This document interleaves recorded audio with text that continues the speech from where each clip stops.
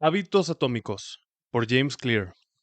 Un método sencillo y comprobado para desarrollar buenos hábitos y eliminar los malos.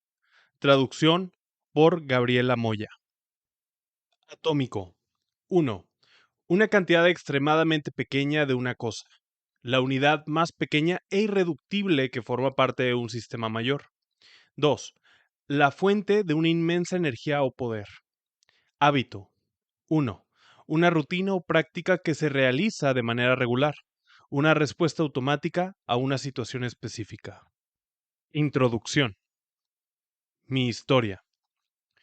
El último día de mi primer año de bachillerato, un bate de béisbol me golpeó en pleno rostro.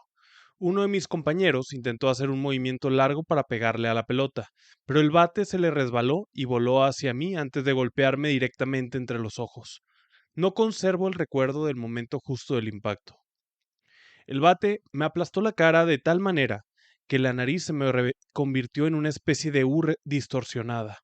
El golpe literalmente provocó que el tejido blando de mi cerebro se incrustara en la pared posterior del cráneo. De inmediato mi cerebro comenzó a inflamarse como una ola expansiva que recorrió el interior de mi cabeza. Una fracción de segundo bastó para que yo terminara con la nariz rota, con fracturas múltiples en el cráneo y con las cuencas de los ojos hechas añicos. Cuando abrí los ojos, pude ver a la gente de mi alrededor mirándome fijamente y corriendo a ayudarme. Dirigí la mirada hacia abajo y me di cuenta de las manchas rojas en mi ropa. Uno de mis compañeros se quitó la playera y me la pasó. La usé para bloquear el chorro de sangre que me escurría de la nariz fracturada. Conmocionado y confuso, no era capaz de darme cuenta de la seriedad de mi accidente. El maestro me rodeó los hombros con el brazo y comenzó a caminar lentamente por el largo camino que conducía a la enfermería escolar. Cruzamos el campo de béisbol, bajamos la colina y volvimos a entrar a la escuela. Había varias manos tocando mis costados y sosteniéndome. Nadie parecía darse cuenta de que cada minuto era importante. Cuando llegamos a la enfermería, la enfermera me hizo una serie de preguntas. ¿En qué año estamos? En 1998, respondí. En realidad, se trataba del año 2002. ¿Quién es el presidente de los Estados Unidos? Bill Clinton, dije. La respuesta correcta era George W. Bush. ¿Cómo se llama tu mamá? Dudé. Pasaron 10 segundos. Patty, dije tranquilamente, sin darme cuenta de que me había tomado 10 segundos recordar el nombre de mi madre. Esa es la última pregunta que recuerdo. Mi cuerpo era incapaz de soportar la rápida inflamación de mi cerebro y perdí la conciencia antes de que la ambulancia llegara. Minutos después, la ambulancia me sacaba de la escuela en dirección al hospital local. Poco después de llegar al hospital, mi cuerpo comenzó a colapsar. Estaba luchando por realizar las funciones más básicas como tragar y respirar. Sufrí la primera convulsión de ese día. Después, dejé de respirar por completo. Mientras los doctores apuraban a suministrarme oxígeno, tomaron la decisión de llevarme a otro hospital que contara con el equipo necesario para controlar una situación tan delicada. De inmediato solicitaron un helicóptero que me trasladara a un hospital mejor equipado en Cincinnati. Una camilla me llevó rodando desde la sala de emergencias hasta el helipuerto que estaba cruzando la calle. La camilla se sacudía conforme avanzaba en el accidentado pavimento de la calle, mientras una enfermera bombeaba oxígeno de forma manual hasta mis pulmones. Mi madre, que había llegado al hospital un poco antes, se subió al helicóptero conmigo y durante todo el trayecto me sostuvo la mano, aunque yo seguía inconsciente y era incapaz de respirar por mí mismo. Mientras mi madre viajaba conmigo en el helicóptero, mi padre fue a casa a ver cómo estaban mi hermana y mi hermano y a comunicarles las malas noticias. Tuvo que esforzarse para contener las lágrimas cuando le explicó a mi hermana que no podía asistir a su graduación de bachillerato, que sería esa misma noche. Después de encargar a mis hermanos con amigos y familiares, manejó hasta Cincinnati para encontrarse con mi madre en el hospital. Cuando mi mamá y yo aterrizamos en el techo del hospital, un equipo casi de 20 doctores y enfermeros ya nos esperaban en el helipuerto para llevarme a la unidad de traumatología. Para entonces, la inflamación de mi cerebro era tan severa que estaba sufriendo repetidas convulsiones postraumáticas. Cuando antes debían operarme los huesos rotos de la cabeza, pero no estaba en condiciones de soportar una cirugía. Después de otra convulsión más, la tercera del día, me indujeron a un estado de coma y me colocaron un respirador artificial. El hospital donde estábamos no le resultaba extraño a mis padres. 10 años antes habían entrado al mismo edificio después de que mi hermana fue diagnosticada con leucemia a los 3 años. Por entonces yo tenía 5 años y mi hermano tan solo 6 meses. Después de 2 años y medio de tratamientos de quimioterapias, punciones espinales y biopsias de médula espinal, mi hermana menor por fin salió del hospital contenta y sana y sin cáncer. Ahora, después de 10 años de vida normal, mis padres se encontraban de nuevo en el mismo lugar, pero con otro de sus hijos. Cuando entré en coma, el hospital envió a un sacerdote y a una trabajadora social para confortar a mis padres. Se trataba del mismo sacerdote que habían conocido una década antes, el día en que se enteraron de que mi hermana tenía cáncer. Conforme se fue haciendo de noche, una serie de aparatos se encargaron de mantenerme con vida. Mis padres pasaron la noche en una colchoneta del hospital con gran inquietud. Por momentos caían rendidos de cansancio para enseguida despertar llenos de preocupación. Tiempo después, mi madre me contó que esa había sido una de las peores noches de su vida. Mi recuperación. Afortunadamente, a la mañana siguiente mi respiración se había normalizado a tal punto que los doctores se sintieron confiados de sacarme del coma inducido. Cuando por fin recuperé la conciencia, descubrí que había perdido el sentido del olfato. Para hacer una prueba, una enfermera me pidió que me sonara la nariz y que a continuación olfateara un jugo de manzana. Mi sentido del olfato regresó, pero el hecho de sonarme provocó que el aire pasara a través de las fracturas que tenía en la cuenca del ojo, lo cual empujó el globo ocular izquierdo hacia afuera. El globo quedó salido de la cuenca, sostenido apenas por el párpado y el nervio óptico que lo unía a mi cerebro. El oftalmólogo afirmó que mi ojo gradualmente volvería a su sitio conforme el aire saliera de la cuenca, pero le era imposible determinar cuánto tiempo le tomaría recuperar su posición normal. Me habían programado para una cirugía unas semanas después para darme un poco más de tiempo para recuperarme. Todavía tenía el aspecto de alguien que hubiera estado en el lado equivocado de un cuadrilátero de boxeo, pero de cualquier manera me dieron autorización para salir del hospital. Regresé a casa con la nariz rota, media docena de fracturas faciales y el ojo izquierdo desprendido de su órbita. Los meses siguientes fueron muy duros. Tenía la impresión de que todo en mi vida había sido puesto en pausa. Tuve visión doble por semanas y literalmente no podía ver en una sola dirección. A mi ojo le tomó más de un mes regresar a su posición original. Entre las convulsiones y los problemas con la vista, pasaron 8 meses antes de que pudiera volver a conducir un coche. En las sesiones de terapia física tuve que practicar patrones motores básicos, como caminar en línea recta. Estaba determinado a no permitir que mis heridas me doblegaran, pero debo admitir que en más de una ocasión me sentí deprimido y abrumado. Cuando regresé al campo de béisbol justo un año después, fue muy doloroso darme cuenta de lo mucho que me faltaba por conseguir. El béisbol siempre había formado parte de mi vida. Mi padre, cardenal, había jugado para las ligas menores de los Cardenales de San Luis, y yo soñaba con jugar también en las ligas profesionales. Después de haber pasado meses en rehabilitación, lo que más deseaba era volver a jugar béisbol. Pero mi regreso al campo no se dio de buena manera. Cuando comenzó la temporada, fui el único jugador de segundo grado que no pasó a formar parte del equipo principal de la escuela. Por el contrario, fui relegado a formar parte del equipo de primer grado. Yo había jugado béisbol desde que tenía 4 años y para alguien que había dedicado tanto tiempo y esfuerzo a un deporte, haber sido rechazado del equipo principal había sido muy humillante. Recuerdo con nitidez el día en que me comunicaron la noticia. Me senté en mi auto y lloré mientras desesperadamente recorría con la mano el cuadrante de la radio para encontrar una melodía que me hiciera sentir mejor.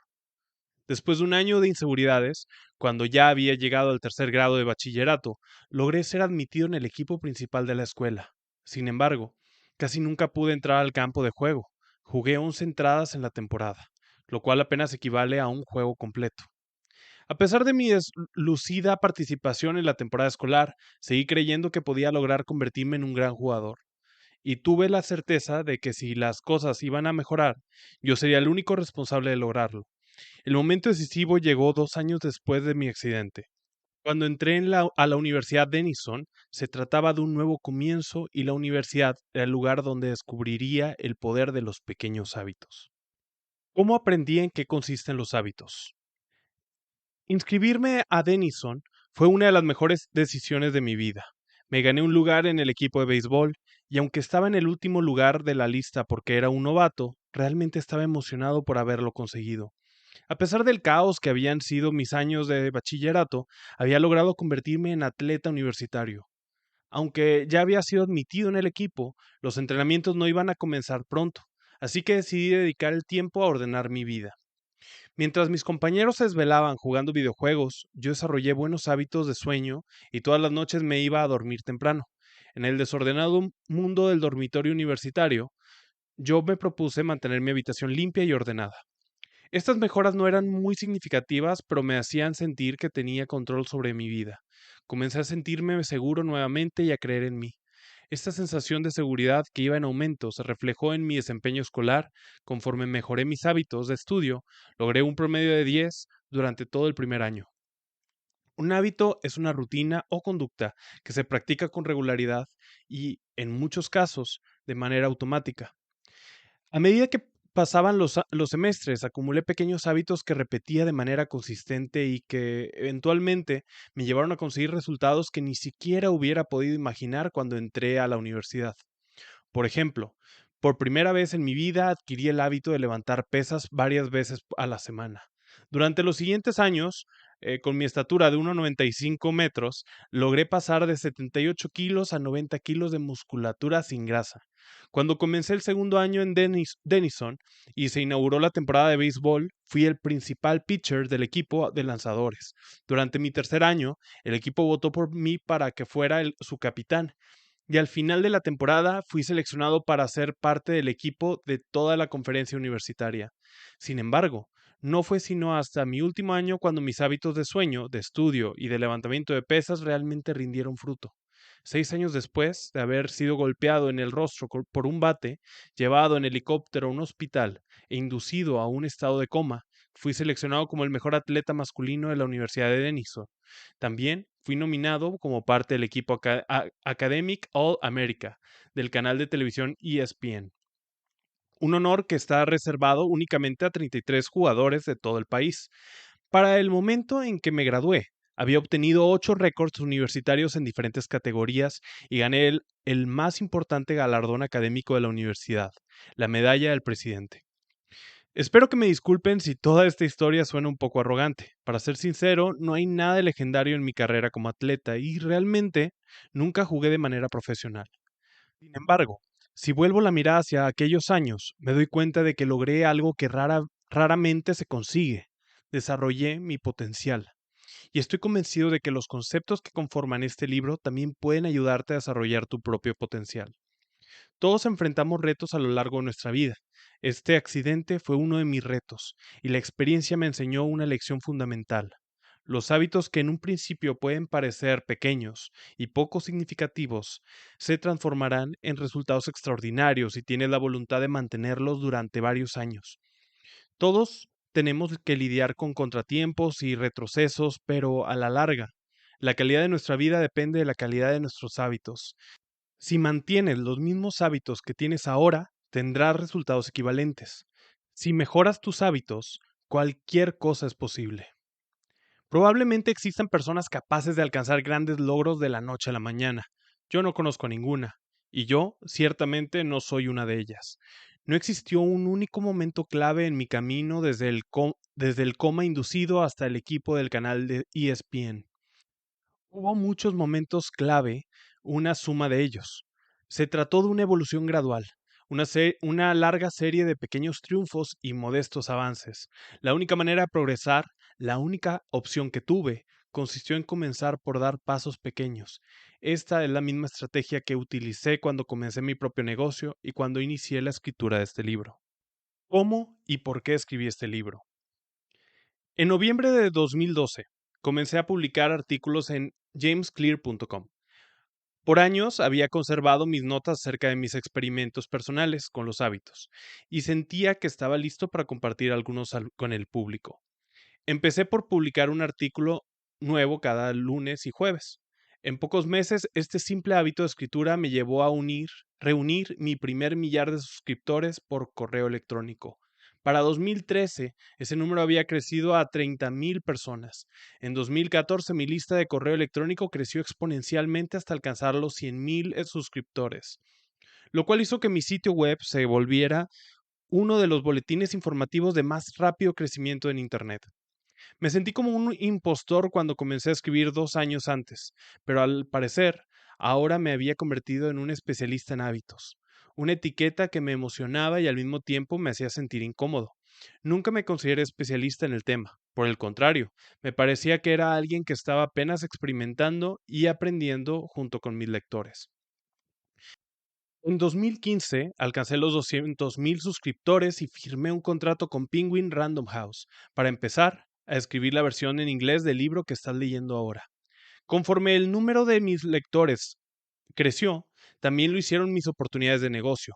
Cada vez recibía más invitaciones a dar conferencias en importantes compañías acerca de la ciencia para desarrollar buenos hábitos, cambiar conductas y mantener una mejora continua. De pronto me encontré dando discursos de apertura en importantes conferencias tanto en los Estados Unidos de América como en Europa. En 2016, mis artículos comenzaron a aparecer regularmente en publicaciones de gran prestigio como Time, Entrepreneur y Forbes. Increíblemente, mis textos fueron leídos por más de 8 millones de personas durante ese año. Entrenadores de equipos pertenecientes a la NFL, la NBA y MLB empezaron a leer mi trabajo y a compartirlo con sus jugadores.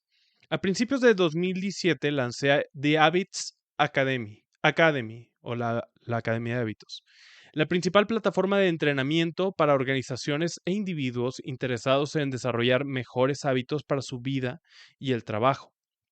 Compañías pertenecientes al grupo de Fortune 500 y otras empresas emergentes empezaron a inscribir a sus ejecutivos y a sus equipos de capacitación.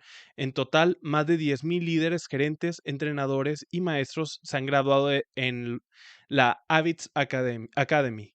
Trabajar con todas estas personas me ha enseñado mucho acerca de lo que hace que los hábitos se puedan aplicar en el mundo real. Mientras daba los últimos toques a este libro durante el 2018, jamesclear.com estaba recibiendo millones de visitantes al mes y casi 500,000 personas se estaban suscribiendo al correo electrónico de mi boletín informativo cada semana.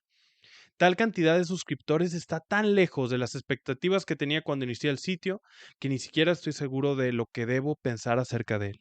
¿Cómo te puede beneficiar este libro? El empresario e inversionista Naval Ravikant dijo una vez: para escribir un gran libro, primero tienes que convertirte en ese libro. Yo tuve que vivir las ideas que se mencionan en esta obra para aprenderlas.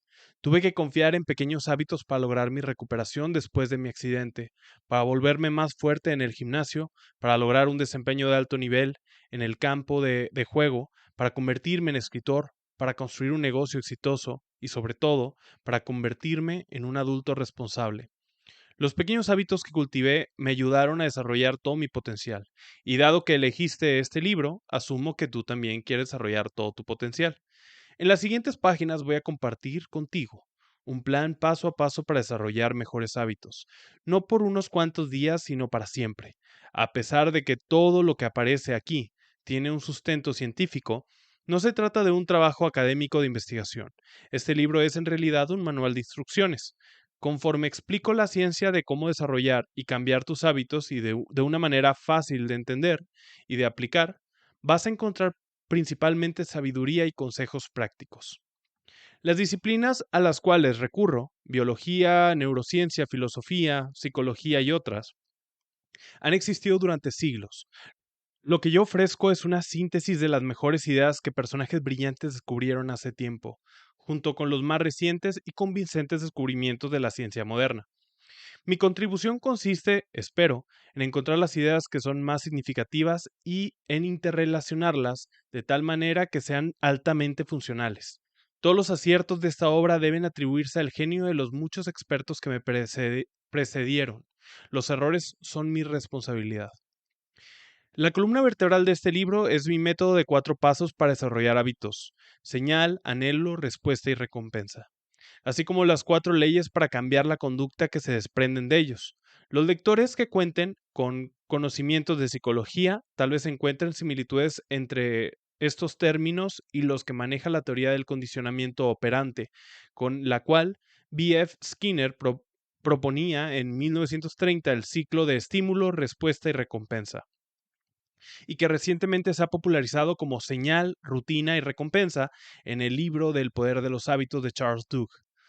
Los científicos conductistas, como Skinner, se dieron cuenta de que si se ofrece la recompensa o el castigo adecuado a una persona, se puede lograr que dicha persona actúe de una manera determinada. El modelo Skinner hizo una excelente labor explicando cómo los estímulos externos influyen en nuestros hábitos. Sin embargo, no ofrece ninguna explicación respecto a la manera en que nuestros pensamientos, sentimientos y creencias influyen en nuestro comportamiento. Nosotros, estados internos, al igual que nuestras emociones y nuestro humor, son también importantes. En las últimas décadas, los científicos han comenzado a determinar la conexión entre nuestros pensamientos, sentimientos y comportamientos. Estas investigaciones recientes también se incluyen en estas páginas. En suma, el marco de referencia que ofrezco es un modelo integrado por las teorías cognitiva y conductista. Me parece que el mío es uno de los primeros modelos de conducta humana que de manera acuciosa da cuenta de la influencia tanto de los estímulos externos como de las emociones internas en nuestros hábitos. Quizás algunos de los términos que utilizo te resulten familiares, pero confío en que los detalles y las aplicaciones prácticas de mis 4 leyes del cambio de conducta te ofrecerán una nueva manera de concebir tus hábitos. La conducta humana siempre está modificándose de una situación a otra, de un momento a otro, de un segundo a otro. Pero este libro se trata justamente de aquello que no cambia. Es acerca de los fundamentos de la conducta humana, los principios perdurables de los que dependemos año tras año, las ideas fundamentales sobre las que cimentamos nuestros negocios, nuestra familia, nuestras vidas. No existe una manera correcta de crear mejores hábitos, pero este libro describe la mejor manera que yo conozco. Se trata de un enfoque que resulta efectivo sin importar por dónde te decidas empezar o qué es lo que pretendas cambiar. Las estrategias que incluyen este libro serán relevantes para cualquiera que esté buscando un sistema por pasos para mejorar sus metas relacionadas con la salud, el dinero, la productividad, las relaciones sociales o todas a la vez. Mientras el comportamiento humano esté involucrado, este libro puede servirte de guía. Chicos, acompáñenos. Este fue el final de este capítulo. Acompáñenme en las siguientes publicaciones de la página de YouTube para que estén al pendiente de las siguientes partes del libro, que es un libro que recomiendo bastante. Síguenos en nuestras páginas en Instagram, en YouTube y en todas las demás redes sociales. Espero les haya gustado la lectura y vamos con lo que sigue. Adiós.